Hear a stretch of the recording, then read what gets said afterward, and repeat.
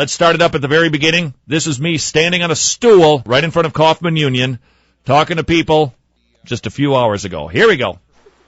We are here at the University of Minnesota on Witness Wednesday on Talk the Walk on AM 980 KKMS. More Spirited Talk Radio. Let me describe for you the scene. I'm standing on a stool in front of Kaufman Memorial Union, and there appears to be a dead person on the ground. There's a funeral happening, and there's about 15, 20 people gathered around on the steps of Kaufman Union, and we're going to address those people. So what you're about to hear is street preaching. Mike, I'm going to start yelling, so you might want to back down the volume. Hey, everybody, it is finals week here at the University of Minnesota, and I don't know if you've prepared for all of your tests yet, but we'd like to give you another test today. The good news is you can't study for this one. You're either ready or you are not. Here's the first question that we'd like to ask you in a test here at finals week at the University of Minnesota.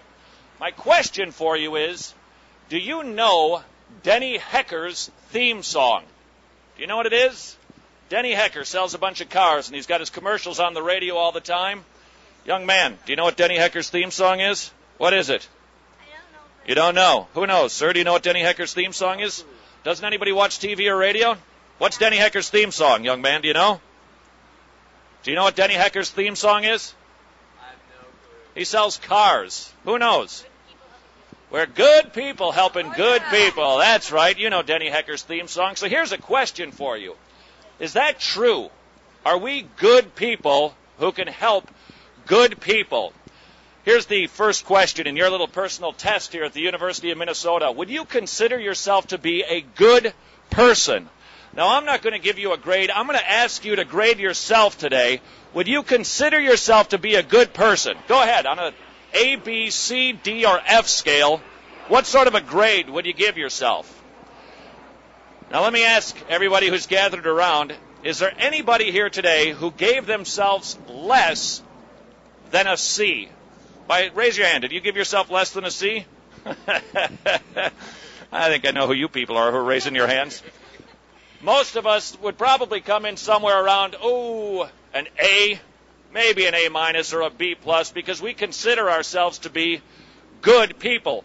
Let's try this. On a scale of 1 to 10, 1 is Saddam Hussein, Adolf Hitler kind of bad, a 10 is Mother Teresa good. On a scale of 1 to 10, would you consider yourself to be a 1, a 10, or a number in between? Now, I'm just guessing that there's nobody here who isn't saved who would give themselves less than a 5. Am I correct about that? Because you think you're a pretty good person, don't you? Well, now I'm going to give you another test. I'm going to read a quote to you, and I'd like to have you see if you can guess who said this. This is a quote from a famous person who thought he was pretty good. The quote is this: I have spent the best years of my life giving people the lighter pleasures, helping them have a good time, and all I get is abuse, the existence of a hunted man. That was a good guy, right? Do you know who said that? Anybody have a clue who said that? That was Al Capone. Somebody said Hugh Hefner, but it was Al Capone. You see, Al Capone, one of the skunkiest, most rotten criminals of the 20th century, he thought he was a good person. Because when we examine ourselves, sometimes we're a little confused. We think we're better than we actually are. Let me give you another quote. Let's see if you can guess who this person is who obviously was a rotten individual. Here's the quote. It is an unbroken torture to me that I'm still so far from him whom I know governs every breath of my life and whose offspring I am. I know it because of the evil passions within me that keep me so far from him, yet I can't get away from them. That's a bad guy, right? That's Mahatma Gandhi who said that. Now, how is it that Al Capone could think he was a good guy, and Gandhi, who everybody in the world would say was really a special individual, how could he see himself as bad? That's because the human heart is a little confused. In fact, the Bible makes it very clear the heart is deceitfully wicked above all things, and we can look at ourselves and we can think that we're pretty good, but the Bible says something completely different. Now, I want to share a quote with you from C.S. Lewis to talk about this contrast between somebody like Gandhi and Al Capone. C.S. Lewis said, when a man is getting better, he understands more and more clearly the evil that is still left in him. When a man is getting worse, he understands his own badness less and less. Good people know about both good and evil. Bad people don't know about either. What C.S. Lewis was trying to say is the better you get, the more you recognize bad. The more pure you become, you're able to recognize that which is impure. And so Al Capone, who was kind of a rotten individual, couldn't even see that he was really exceedingly bad. Bootlegging liquor, murdering people, underworld crime, making money illegally. He thought he was a good guy. Gandhi thought he was a bad guy, and he was obviously a good guy, because the better you get, the more you recognize what you really are. So let me ask you again. Would you consider yourself to be a good person? Would you consider yourself to be a good person? Here's how you can find out. You can take this test with me. It's finals week. Let's take a test. I'm going to give you a 10-point question in this test to find out if you're good. Because we look at ourselves, we think we're good. What we need to do is look at God's standard of good. And the way to do that is to look at the 10 Commandments. How many people here know the 10 Commandments? Who knows the 10 Commandments? Do you guys know the 10 Commandments? Do you think you've kept the 10 Commandments?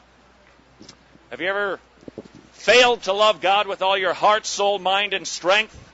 Have you loved God so much that your love for people in your family, for your own body, seems like hatred by comparison? Do you love God that much?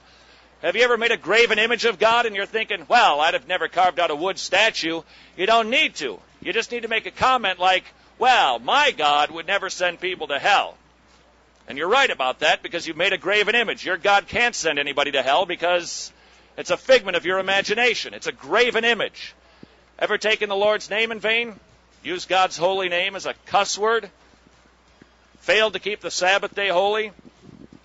Have you ever murdered anybody? Now you're thinking, I'm in good shape on that one. I've never murdered anybody. When the truth of the matter is, Jesus said that if you just call somebody a fool or a moron or a knucklehead, you've committed murder in your heart.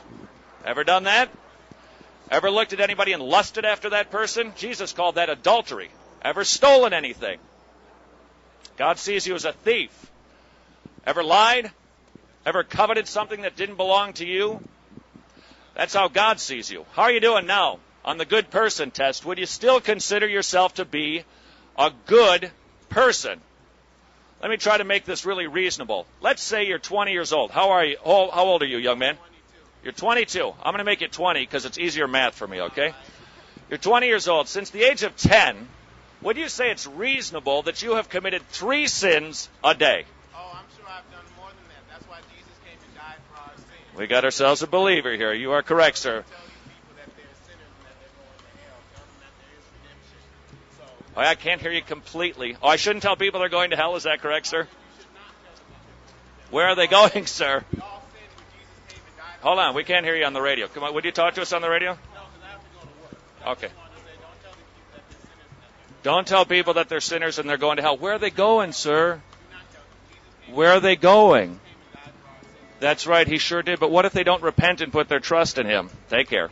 All right, we've got another one of those. Let's not be mean and tell people they're going to hell. The reality is Jesus talked more about hell than he talked about heaven, because it's a terrible place. You remember it from Sunday school, don't you? Weeping, gnashing of teeth. It's a horrible place.